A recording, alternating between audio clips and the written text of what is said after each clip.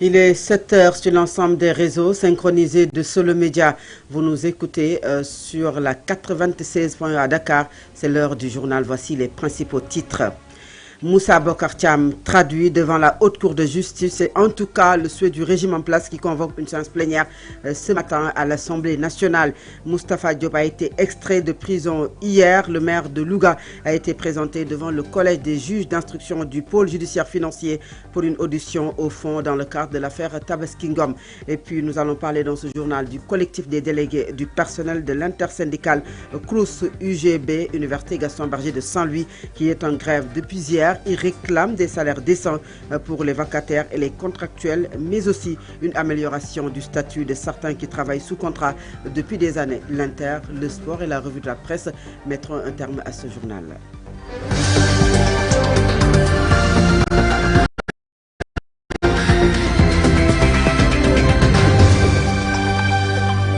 À la présentation de cette édition, Fatou Abdou Ndiaye, la technique est assurée par Mohamed Thiam Baba Aïdara. Bonjour et bienvenue.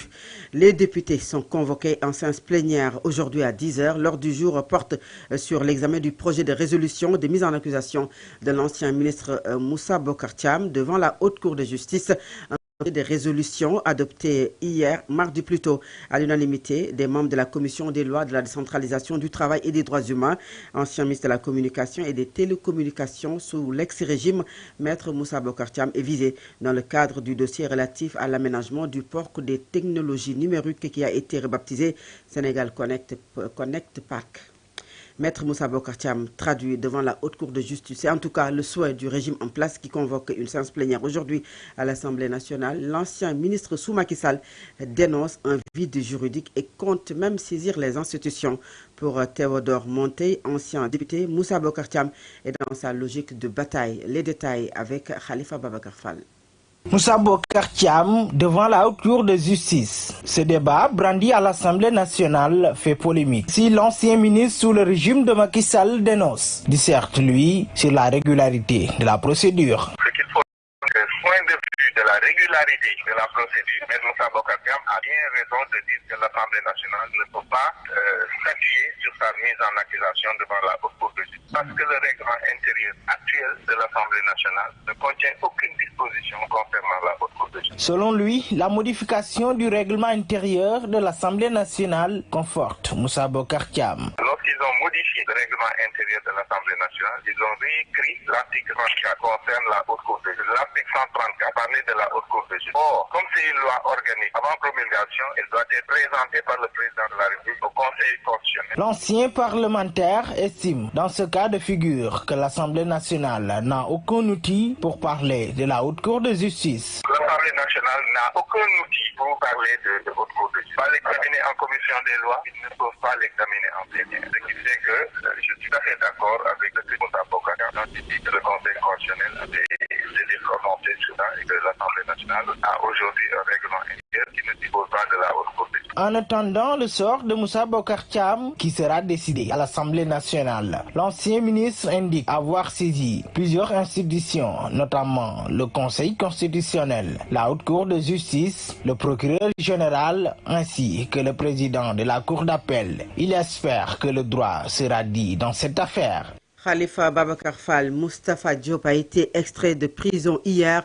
Le maire de Louga a été présenté devant le collège des juges d'instruction du pôle judiciaire financier pour une audition au fond dans le cadre de l'affaire Tabaski Ngom, inculpé pour association de malfaiteurs, escroquerie portant sur des deniers publics estimés à 300 millions de francs CFA et blanchiment de capitaux. Face au magistrat instructeur, Moustapha Diop a catégoriquement contesté les accusations portées contre lui. Il a soutenu n'avoir reçu aucun fonds venant de Tabaski Ngom et a affirmé que celle-ci ne disposerait d'aucune preuve pour étayer ses déclarations. L'audition s'est tenue en présence du procureur de la République financier adjoint Abdoulaye Diouf. Pour la suite de l'instruction, une confrontation entre Moustapha Diop et Tabaski Ngom sera organisée afin de permettre aux juges d'éclairer davantage les faits. Et puis la Brigade nationale de lutte contre la piraterie et la contrefaçon de la police nationale a frappé fort et mercredi au marché Grand Yoff. 3 vendeurs de médicaments contrefaits ont été arrêtés et déférés au tribunal de grande instance de Dakar. Tout part d'une information signalant la reprise de vente de faux médicaments au marché Grand Yoff. Et puis la structure monte aussitôt une opération ciblée. Le mercredi 25 février 2026, les agents interviennent sur place et démantèlent 3 tables de vente illégale de médicaments. Les propriétaires sont interpellés en flagrant délit devant leurs étalages. Nous parlons toujours sécurité avec la commune de Dalifort-Forail qui renforce sa sécurité avec l'inauguration de son nouveau commissariat d'arrondissement financé par la mairie et mise à la disposition de l'État. Cette infrastructure moderne vise à rapprocher plutôt les forces de l'ordre des populations et à répondre aux défis sécuritaires spécifiques de cette zone stratégique. Le ministre de l'Intérieur et de la Sécurité publique, Maître Mouhamadou Bamba Cissé, et le maire Mamadou Mbeng ont présidé la cérémonie soulignant l'importance de ce projet pour la sécurité publique et le développement local. Baye Nongofal y était. La commune de Dalifort-Forail dispose désormais de son commissariat d'arrondissement. L'infrastructure a été inaugurée ce jeudi par le ministre de l'Intérieur et de la Sécurité publique, Maître Mouhamadou Bamba Cissé, en présence du maire de la commune, Mamadou Mbeng, ainsi que des autorités administratives et territoriales. Financé sur fonds propres par la mairie à hauteur de 112 millions de francs CFA pour la première phase, le bâtiment a été officiellement mis à la disposition de l'État central. Une initiative qui traduit la volonté des autorités locales de contribuer concrètement au renforcement de la sécurité dans la commune. Prenant la parole, le ministre de l'Intérieur est revenu sur la portée de cette nouvelle infrastructure dans le dispositif sécuritaire national. La cérémonie qui nous réunit aujourd'hui marque une étape importante dans le renforcement du maillage sécuritaire de la police nationale et l'amélioration de la sécurité publique dans le département de Pikine. L'inauguration du commissariat d'arrondissement de Dalifort-Forail traduit effectivement la volonté du gouvernement de rapprocher davantage les services de sécurité des populations et de répondre aux défis spécifiques de cette zone stratégique et centrale. Le ministre a également dressé un état des lieux des défis sécuritaires auxquels la commune est confrontée. La commune est connue pour ses problèmes sécuritaires spécifiques tels que la délinquance urbaine, les trafics illicites, les tensions sociales, l'insécurité routière, les menaces associées aux grands rassemblements, la détérioration du cadre de vie par des occupations anarchiques. Ce commissariat est conçu pour apporter une réponse adéquate à ces problématiques en fournissant aux agents une infrastructure moderne. S'adressant enfin aux forces de police affectées dans ce nouveau commissariat, le ministre a insisté sur la qualité du service public attendu. Chers fonctionnaires de police, je vous confie aujourd'hui une infrastructure moderne, conçue pour un service public de qualité et au bénéfice des populations. Accueillez les usagers avec élégance et avec courtoisie. Traitez leurs requêtes avec rigueur et professionnalisme. Faites de la police de proximité votre sacerdoce et travaillez en synergie avec les autorités locales. Avec cette mise en service, Dalifort-Forail espère aussi renforcer durablement la sécurité et consolider la collaboration entre les populations, la mairie et l'État. Nous restons à Dalifort-Forail où le maire Mamadou Mbeng a salué l'ouverture du nouveau commissariat d'arrondissement. Il a souligné que cette infrastructure moderne permettra de renforcer la sécurité dans la commune et d'assurer une présence policière plus efficace face à l'intensité des activités et du trafic quotidien. Le maire Mamadou Mbeng est au micro de Baye Nongofal. L'inauguration de ce commissariat constitue un acte majeur pour la sécurité publique, mais également un jalon essentiel dans le processus de modernisation des infrastructures de sécurité au niveau local. Elle traduit la volonté ferme de l'État à travers votre département de rapprocher davantage des forces de sécurité des citoyens et de renforcer la présence régalière dans les zones à forte densité humaine et à forte activité économique. La commune de Dalifort-Forail occupe une position stratégique au sein de la région de Dakar. Elle abrite des pôles névralgiques tels que le parc des petits ruminants, le marché central aux poissons, la gare des beaux maraîchers, ainsi qu'une zone industrielle dynamique regroupant de nombreuses entreprises. Ces infrastructures qui constituent de véritables moteurs économiques génèrent quotidiennement des portances fluides de personnes et de marchandises, appelant un dispositif de sécurité structuré, renforcé et permanent.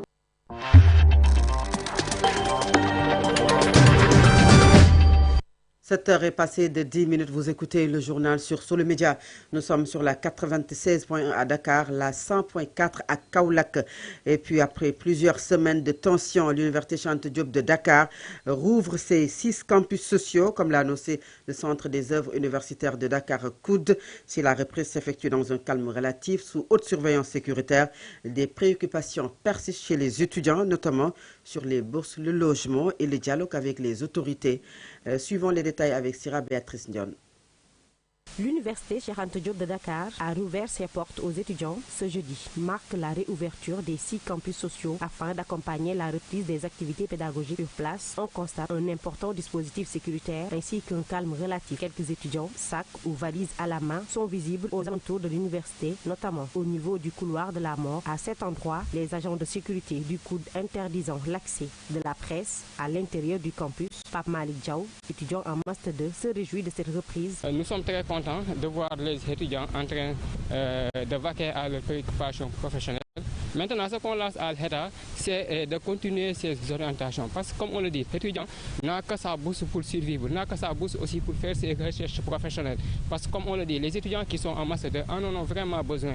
Comme ceux qui sont dans les filières, comme histoire et géographie, surtout ceux qui sont en géographie, ont besoin de cette subvention pour aller faire leurs recherches sur le terrain. Ceux qui sont en sciences juridiques ont besoin de cette subvention, ne serait-ce que pour acheter leur ouvrage. En revanche, la position du ministre de l'Enseignement supérieur sur des réactions lors de son intervention à l'Assemblée nationale, des étudiants expliquent toutefois que le ministère ne disposait pas de bonnes informations. Le problème serait principalement dû à des lenteurs administratives, en particulier pour les étudiants en master. Si on voit le ministre au niveau de l'Assemblée nationale d'étaler qu'il n'y a pas des arriérés de bourse à l'endroit des étudiants, moi je vais poser des guillemets. Pour nous les étudiants qui sont en master 2, notre situation, la responsabilité, on doit l'engager à nos administrations d'origine étudiants à inscrire sur une période bien définie.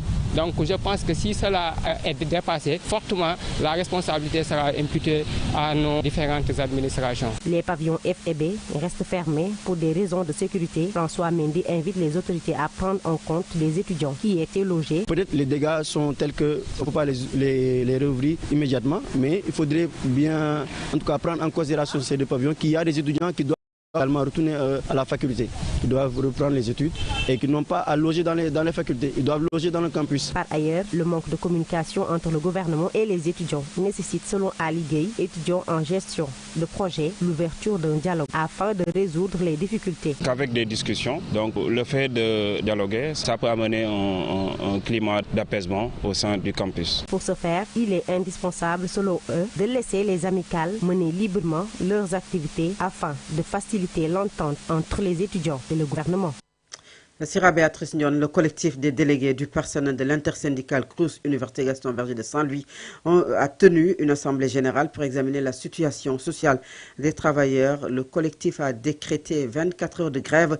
Il réclame des salaires décents pour des vacataires et les contractuels, mais aussi une amélioration du statut de certains qui travaillent sous contrat depuis des années. Nous y reviendrons certainement dans nos prochaines éditions. Et puis la région de Thiès s'apprête à vibrer au rythme de la jeunesse sénégalaise.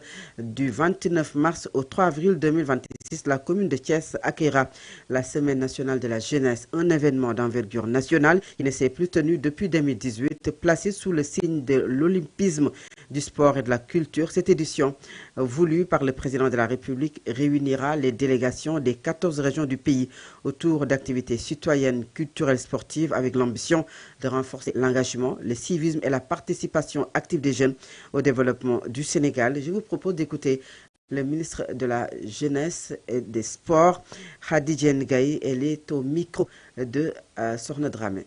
Cette semaine nationale de la jeunesse qui est un événement très important et de très grande envergure dédié à la jeunesse sénégalaise, pratiquement ne s'est pas tenu depuis 2018. En 2022, l'événement avait démarré mais n'a pas pu être poursuivi à cause de survenance d'événements insurmontables et de cas de force majeure. Et pour cette édition 2026 que nous comptons abriter ici au niveau de la commune-ville de Thiès, nous avons pu quand même procéder à un démarrage des préparatifs par rapport à la mobilisation de la jeunesse, parce que c'est une fête quand même qui est dédiée aux jeunes, mais par rapport aussi à l'implication de toutes les parties prenantes. Et l'organisation de cette semaine aussi résulte d'une directive du président de la République en Conseil des ministres qui veut faire de cette activité une activité pour encore une fois mettre en exergue notre jeunesse sénégalaise qui est une force motrice de toutes nos politiques publiques de développement. Pour rappel aussi, cette semaine est placée sous le signe de l'olympisme. Cette année 2026, c'est une année de la jeunesse et c'est une année aussi qui est dédiée aussi à l'olympisme, le sport particulièrement et la culture aussi comme moyen et levier d'encadrement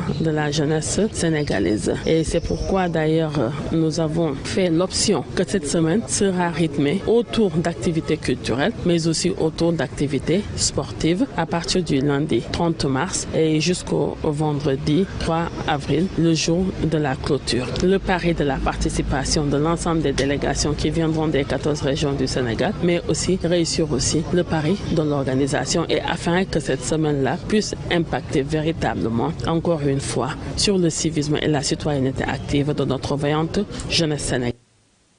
Dans le reste de l'actualité, Gëm Sa Bopp a fait face à la presse hier. Le délégué national à la vie politique du mouvement Gëm Sa Bopp, les Djambar, Moussa Niang, s'en est pris vivement au régime et a dénoncé la situation à l'université. Selon lui, la loi contre l'homosexualité annoncée par le Premier ministre Ousmane Sonko à l'Assemblée nationale n'est qu'un simple divertissement. Il s'est exprimé au micro de Awa Aïcha Diop.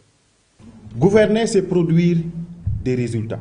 Les résultats, grâce. La démagogie ne développe pas un pays. Il est donc temps d'établir un bilan clair. La souveraineté alimentaire devrait être leur étendard. Elle est devenue angle mort. Intrant en retard, logistique défaillante, circuit de commercialisation incertain. Ce n'est pas une mauvaise saison, c'est un pilotage et s'exécute. Rien de cela n'a été fait. Pendant que les paysans comptent leurs pertes, le pouvoir multiplie les meetings, la responsabilité ne se négocie pas. Un étudiant ont été donnés et exécutés.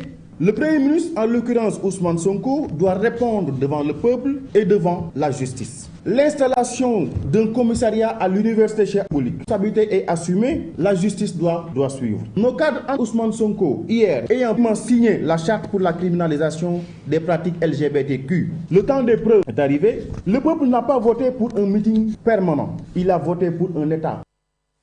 Et puis le reportage Ramadan à l'approche de la rupture du jeûne, se déplacer devient un véritable parcours du combattant à Dakar, entre taxis introuvables, tarifs en hausse et embouteillage monstre vers la banlieue. Usagers et chauffeurs vivent chaque soir la même course contre la montre. C'est un reportage d'Antawad Ndao. Aux arrêts de bus, les files s'allongent. Employés, commerçants, étudiants et parents de familles scrutent l'horizon dans l'espoir de voir arriver un taxi ou un car rapide. Mais les voitures se font rares. Ibrahima rencontré à l'arrêt bus témoigne. Ici, les voitures sont introuvables. Bon, on rencontre trop de difficultés, surtout à la descente. Parfois, on descend à 15h pour avoir les voitures. Parfois, tu peux être là-bas jusqu'à 15h, 16h avant que tu puisses avoir une voiture. C'est tout à fait un problème. Notre interlocuteur signale que les embouteillages sont particulièrement sur les grands axes menant vers la banlieue, notamment à Pikine et Guédiawaye. Parfois, il est contraint de rompre le jeune en cours de route. Avant d'arriver là, parfois tu fais plus de 2 heures ou 3 heures de temps sur la route.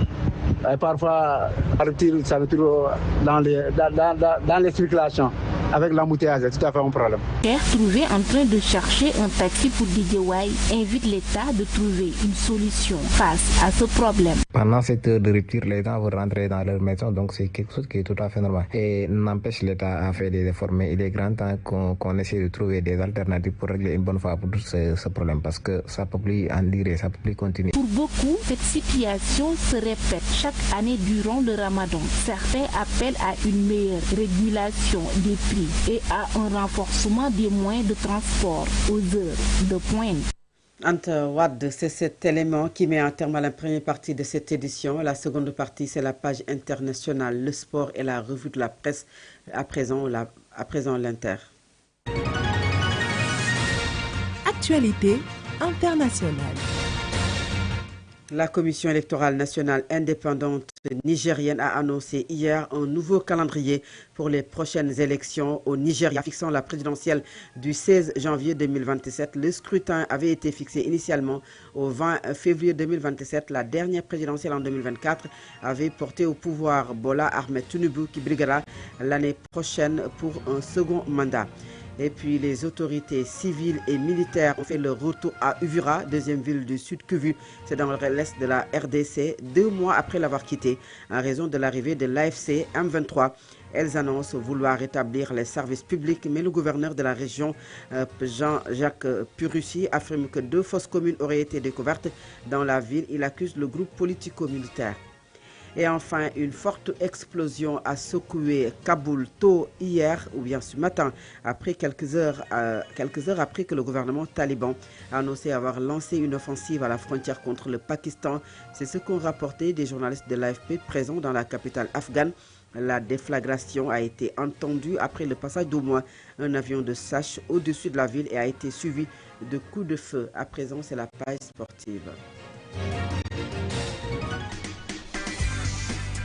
Solo Média. L'actualité sportive.